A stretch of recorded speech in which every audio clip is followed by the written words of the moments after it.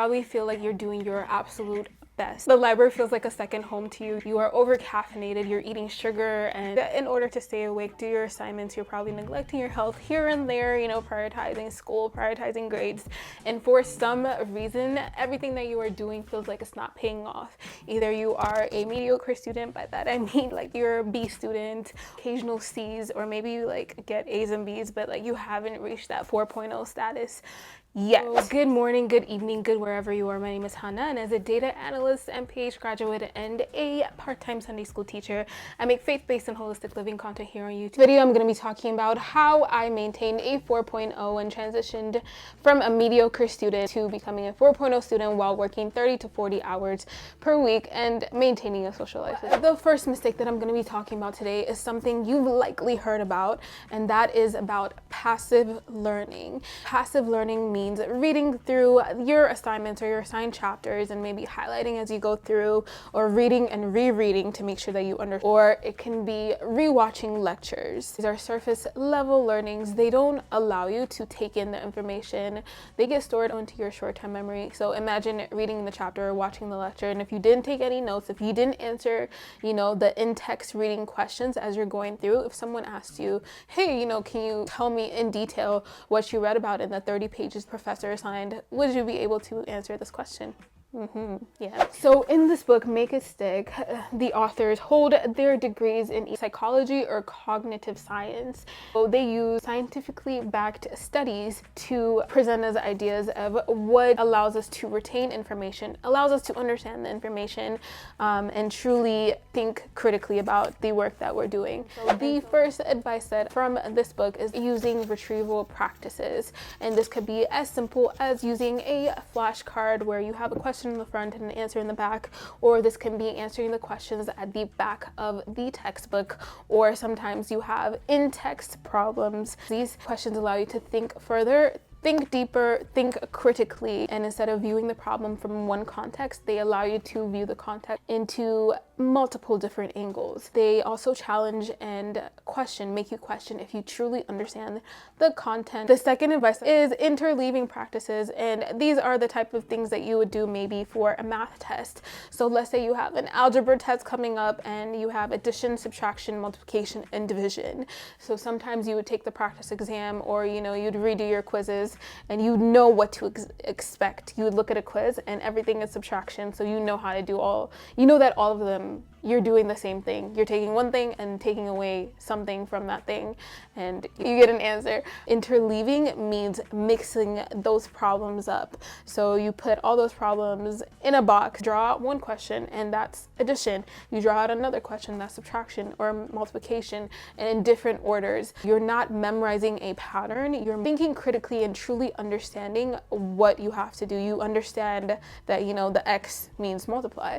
Make you think more critically and understand what you are doing. The last two bits of advice from this book are spaced repetition and elaboration. Elaboration means that when you learn something, you get to learn it twice as much if you teach it to someone else. To explain a concept to your friend, to your classmate, to, you know, your dog or cat. And then last but not least, spaced repetition just means that don't cram at the night before the exam. It goes into your short-term memory, but then you have the final exam where you have to remember everything again. But instead, you can space out the repetition. There's these numbers called Fibonacci numbers, and so maybe on day 1 you study something, and then you review it on day 3, and then you review it again on day 5, and so on and so forth. Review the content and don't cram the night before. We are all likely aware of this hustle culture, especially when we're first entering college. Heard about pulling all-nighters, eating sugary snacks, or gaining that freshman 20 because you're eating and drinking so much to gain energy. You're neglecting sleep and you're using energy drinks to stay awake, the energy that we could have gotten if we just simply rested. The second mistake that I made that I'm going to be talking about is pretty much obvious, is falling for this culture, neglecting sleep. One of the benefits of sleep is simply memory consolidation. You learn something one day, you're going to be better able to remember it the next day if you get enough sleep. And getting enough sleep means memory consolidation, your ability to concentrate, the ability to solve problems and focus. These are all the good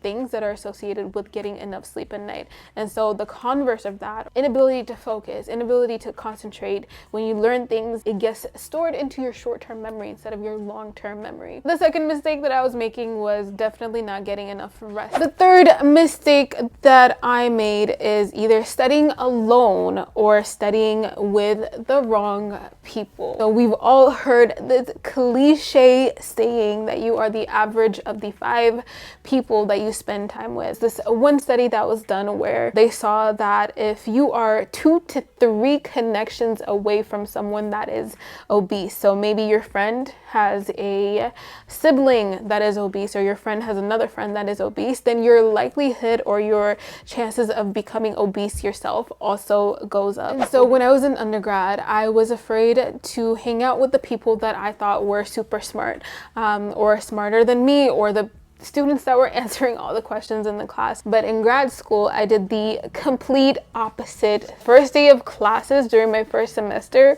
I made it a goal to ask the phone numbers of at least 2 or 3 people inside of my class.